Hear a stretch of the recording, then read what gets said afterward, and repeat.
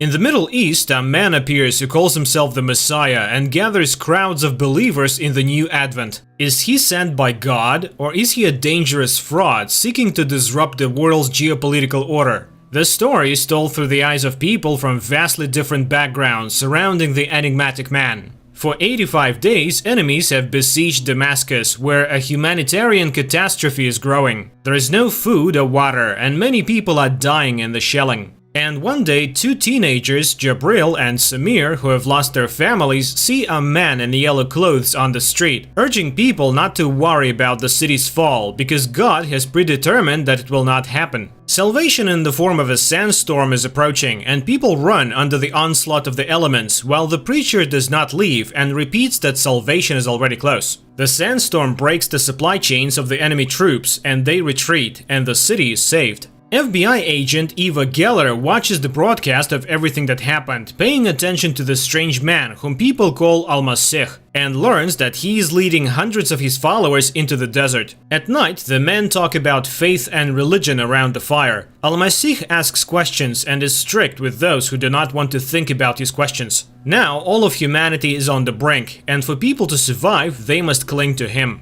After this conversation, the man walks away from the people and stands for a long time looking at the sky, giving the impression that he is talking to God. The teenagers who came with him from Damascus remember how he preached while they hid in the basement. And suddenly Al-Masih calls one of them, Jabril, and tells him that each soul has its own star. He saw light in the boy, and soon Allah will lay a mission on him. Meanwhile, Eva is trying to find out which officers know something about the new Messiah and begins gathering information. Soon she learns that after walking 65 kilometers through the sands, the people reached the borders of Israel and stopped at the fence. Half of the followers believe that Al-Masih has led them to fight, but he orders them to gather all their weapons and bury them. He himself passes through the barbed wire fence, where he is arrested by Israel's border service. An agent from Israel's internal security agency, Aviram Dahan, is called in to interrogate him. However, the detained man refuses to reveal his real name, calling himself a messenger, and impresses the agent by calling him by name and revealing unexpected details from the agent's life that no one except the agent himself could know. Aviram is particularly touched by the incident with the boy that the Messiah reminds him of. Dahan completes the interrogation and leaves the room, destroying the video recording of the interrogation. He then goes to his partner to find out if he has told anyone about what happened in the desert, but his partner remains silent about it. As Aviram gets into his car, he suddenly sees a man with a bag over his head on the back seat, but realizes that it is a flashback to a tragedy from long ago. Early in the morning, the agent returns to work and is surprised to discover that Al-Masih has escaped from custody. Meanwhile, in the small American town of Dili, local preacher Felix Iguero greets his congregation, while the FBI decides to assist Israeli authorities in finding Al-Masih and discovering who he really is. This is why Eva Geller flies to Israel. At her insistence, Aviram is summoned to the office, but he cannot explain why he deleted the video recording. He behaves provocatively, not understanding why he should be accountable to the American woman. Meanwhile, an international conflict is brewing in the world as people who were led by the Messiah to the border of Israel are starving. Even after hearing about his escape, they decide to stay because they believe in his return. One day, volunteers bring food and water, and the Messiah's followers notice that the police are looking for someone in the crowd. They realize that Al-Masih has escaped, which causes unprecedented rejoicing. At the same time, Al-Masih delivers a sermon on the Temple Mount, using apocalyptic phrases about the end of history and calling on those who are willing to go to God's judgment to step forward. A young boy comes forward, but the sermon is interrupted by the Israeli police, who try to arrest the Messiah. The operation fails due to a shot that hits the child who has come out. The people start screaming, driving away the invaders. But then Al-Masih lays his hands on the boy, who then stands up unharmed, showing the bloody bullet to the public. The people consider this a miracle, while Al-Masih disappears into the crowd. Eva hears the news on the radio and asks to be taken to the scene of the incident. Meanwhile, Muslims also discuss the Messiah's sermon and are quite unhappy with his interpretation of Allah's teachings. The people in the camp cannot understand why their newly found Jesus has abandoned them. And Eva notices the surveillance, and her pursuer turns out to be Aviram, who wants to know why she's meddling in something that's not her business. But Eva is not going to back down. She studies the recordings from the CCTV cameras and notices the strange disappearance of the Messiah. And it's still unclear who fired the shot. She tries to find the injured boy, while in Jerusalem the electricity is shut off to quell the unrest. The agents arrive at the boy's address, but it turns out that his family has left, scared of the crowd's interest. Reports of the incident on the Temple Mount are being shown around the world, and one of them is seen by Father Felix, while his daughter Rebecca dreams of running away from home. Meanwhile, Jabril sees a flickering light at the fence and goes there, while Eva finds Al-Masih in a photo from Jordan. Palestinian girls bring food for the hungry and promise to help people. Jabril goes to get assistance when a man who appears hits him on the head and takes him away from the fence. That same night, the pastor's daughter Rebecca runs away from home, while her disillusioned father decides to burn down his church. The man takes a canister of gasoline and a lighter and heads towards the building. At that moment, a message about an approaching tornado comes to his phone, which was left at home, and the pastor's wife goes to find him. Sirens begin to sound in the town, and the residents hurry to the only shelter, the church, as the tornado begins its deadly circle. Father Felix calls his daughter, hoping she's nearby, and suddenly sees the motionless figure of Al-Masih nearby. Later on, a video of Rebecca's rescue appears in social media, which is intercepted by CIA agents and blocked from spreading. But how did the Messiah end up in America? Soon, federal agent Will arrives at the scene. The man is shaken by the sight of the completely destroyed town, where only one building, the church, survived, and where Al-Masih is currently located, explaining to the astonished priest that he came here by God's will. Felix is shaken because he was planning to burn down the building that ended up saving everyone's lives. At that moment, Agent Will enters and arrests the Messiah. The priest swears to get Al-Masih out of jail, while Aviram interrogates Jabril in the hopes of finding out the Messiah's whereabouts. But the boy does not know. The agent wants to understand why people follow the men unknown to anyone and promises to prove that there is no God. Meanwhile, Felix turns to a lawyer from the American Civil Liberties Union for help because everything that happened was not a mere coincidence. And Eva arrives in Texas to question Al-Masih, but his lawyer manages to obtain a ban on the meeting. The situation worsens when one of the videos about what happened in the town circumvents their social media block and reaches the mass media. Al-Masih's lawyer tells him that while the charge of illegal entry into the United States is likely to be upheld in court, she can get him out of the Federal Immigration Detention Center where he's being held. When the lawyer leaves the detention center, Agent Will informs Eva of this, and she rushes to see him. However, during their conversation, Al-Masih turns the situation around in his favor again by showing that he knows her name and sympathizes with her losses, as her mother and husband have passed away. He realizes his responsibility for those who followed him and is willing to help all who are suffering, including her. But Eva doesn't believe his sincerity and runs away, failing to notice the recording device under the table. Returning to her hotel room, Eva talks to her boss, who informs her that Israel is demanding Al-Masih extradition and the state prosecutor will seek permission for it. Later, Al-Masih is taken to court, where he is charged, which he admits to, and requests asylum. Eva goes to the lawyer, trying to convince her to stop fighting for the man's release to prevent his extradition. After all, if he returns to Israel, he will be imprisoned, but the lawyer refuses to talk about it. Meanwhile, Aviram again refuses to reveal what happened during the interrogation, whose recording he erased. He is suspended from the case, and a hearing is scheduled. At this time, Felix tells his wife about his departure because he is needed by the Messiah. A multitude of Al-Masih's followers gather outside the courthouse. The hearing begins, and the lawyer explains that the man cannot return to Israel, where he will be prosecuted for religious reasons. But the prosecutor claims that the man is lying about being a Muslim because he does not pray 5 times a day as required. The Messiah responds that he belongs to all denominations because everyone walks under the same sun. This causes a storm of emotions around the world, even in high-level offices. The assistant to the President of the United States tries to pressure the judge to deport the unwanted man, and the judge promises to consider it. Meanwhile, Samir finds his friend Jabril abandoned by Aviram in the desert, and he considers it a true miracle that he survived. The next day, the court makes the shocking decision to grant asylum to Mr. Masih, allowing him to leave the courthouse as a free man, with the car of the venerable Iguero waiting for him outside. People all over the world are talking about the Messiah and beginning to believe in the miracles he performs. In Dili, those seeking healing begin to gather. The Reverend tries to organize their accommodation, while Samir faithfully tends to Jabril. The Messiah brought by the pastor settles in isolation from people in a small tent where only Felix has access. One day, the preacher dares to ask Al-Masih about his future plans, and he says he does not know what will happen next.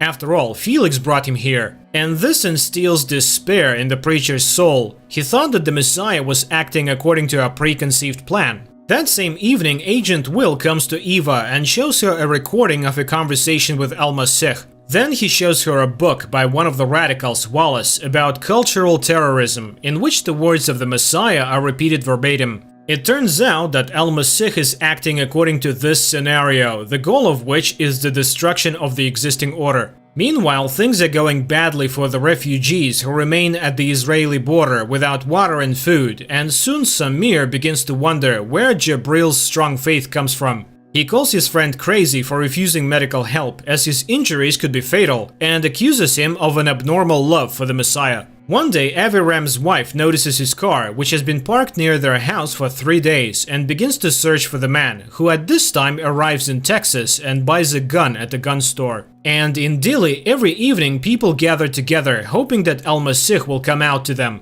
But the man remains in his tent, bringing Felix into a state of confusion that spills over into a sermon for all who have come. At this time, 2 residents of Dili finally find their dog crushed by furniture during the hurricane and try to free it.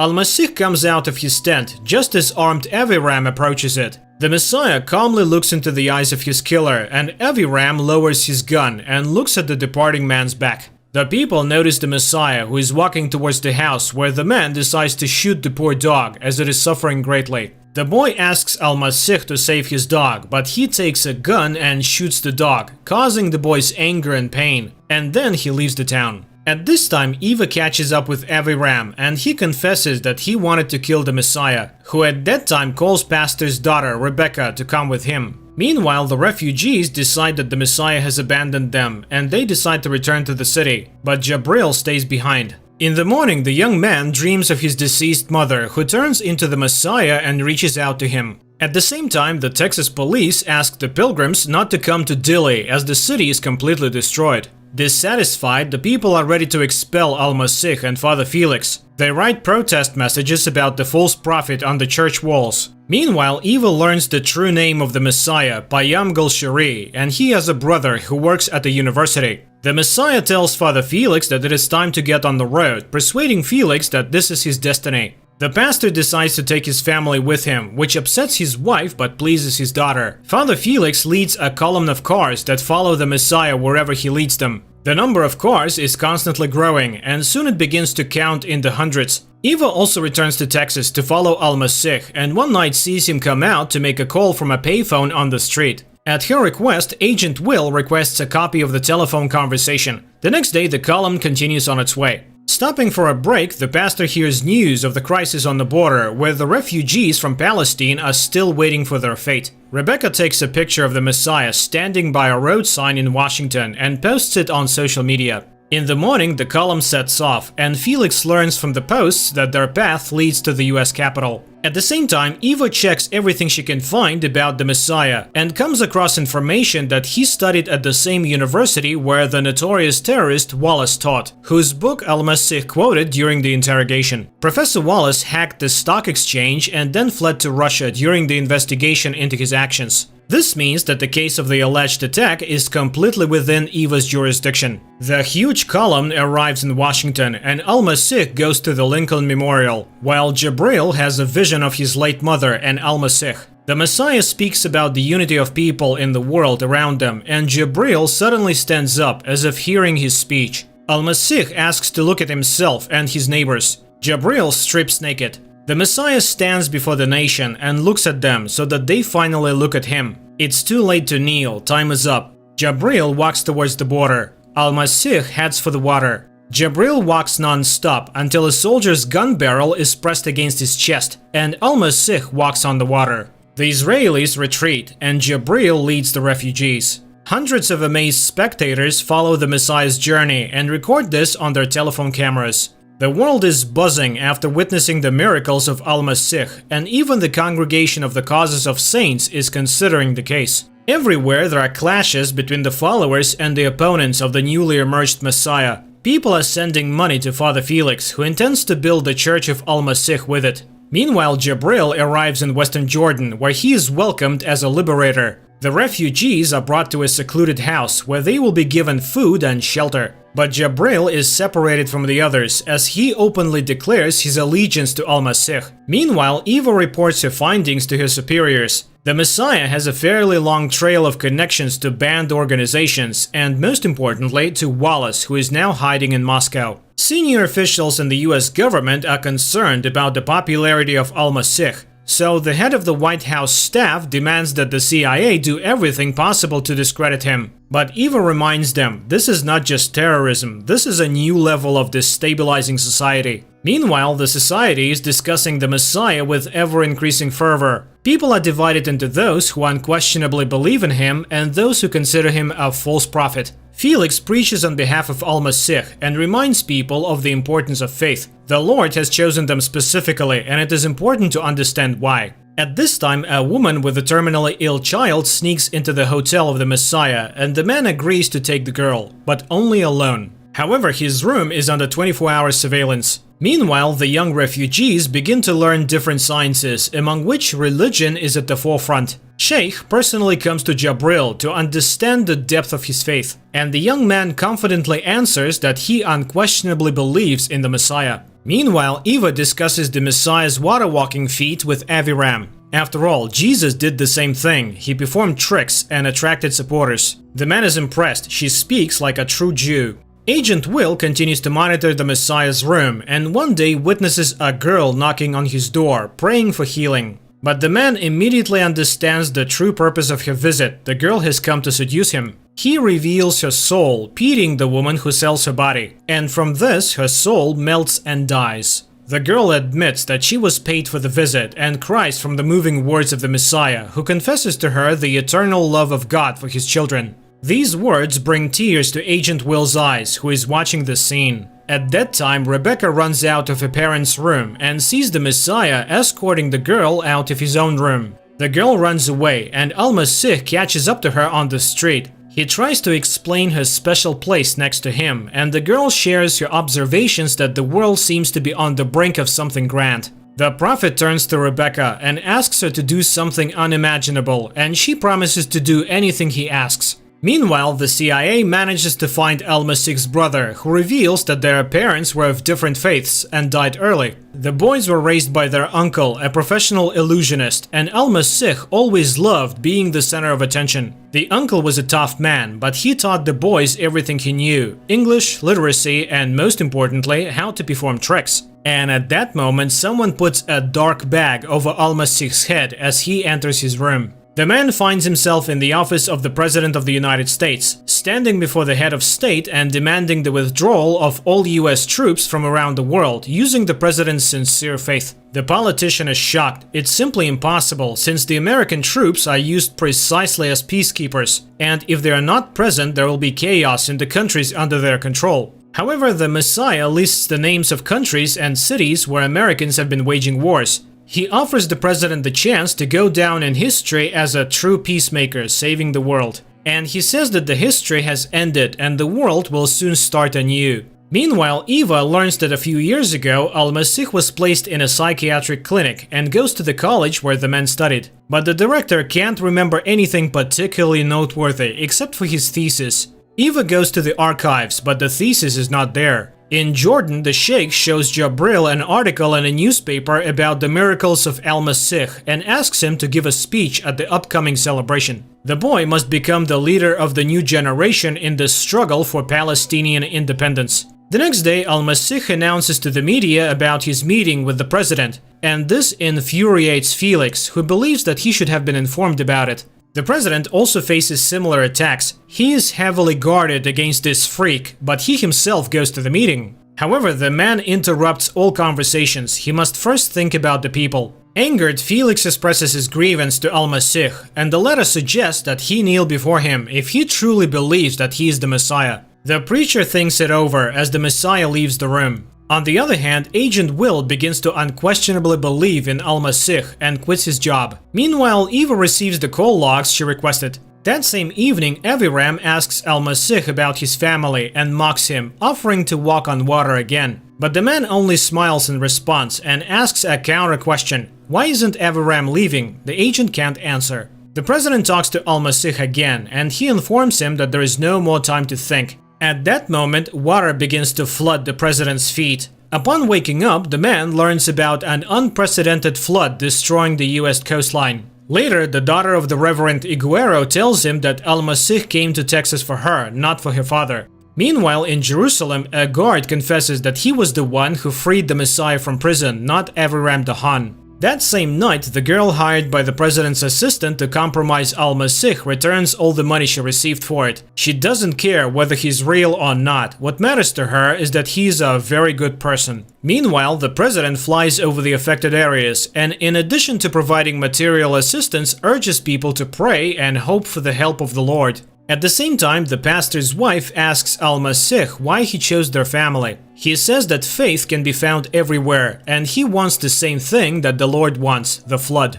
Meanwhile, in Jordan, the sheikh is teaching Jabril about the speeches on Palestine's independence. It's very difficult for the illiterate boy to remember unfamiliar words, but the sheikh is insistent. His friends are also being heavily influenced at this time, with religious ideas being drilled into their heads. Meanwhile, Reverend Felix asks a famous showman to include Al-Masih in his program. After all, it's a chance to speak to the multi-million audience. Eva checks all the numbers on the list and finds one that Al-Masih calls frequently and talks to the caller for quite some time. Meanwhile, the President of the United States is informed of the buildup of Russian troops on the border with Latvia and is demanded to make a tough decision. On that day, Eva finds Al-Masih to tell him that she knows about his diagnosis, Messiah complex, given to him in the psychiatric clinic, and about his uncle, the magician. She thinks someone is using him and promises to find and arrest the puppeteer. And he confirms that he knows Wallace, who is still his friend despite being accused of terrorism.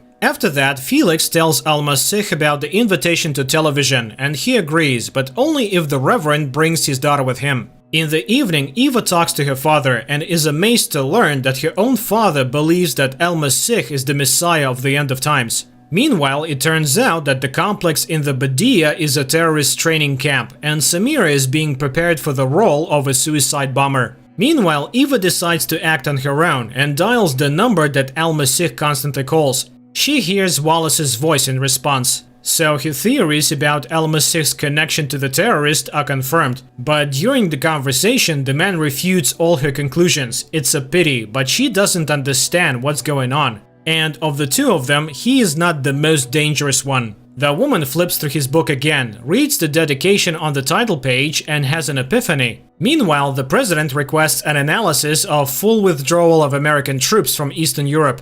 Eva goes to her boss. Wallace's book is the work of Al-Masih. So it's actually the opposite. The recognized terrorist is a disciple of the Messiah. In the meantime, it's the day of the television appearance. Al-Masih and Rebecca prepare for their performance. At the mosque, many believers come to listen to Jabril's first speech. The boy is very nervous, but the sheikh is nearby and guides him. The show host warms up the audience before the Messiah's appearance on stage, while Samira is also being taken to the mosque. But just before going on stage, the Messiah leaves the studio and gets into a car, while Samira puts on the suicide bomber belt. The audience demands the Messiah's appearance, and Rebecca takes the stage.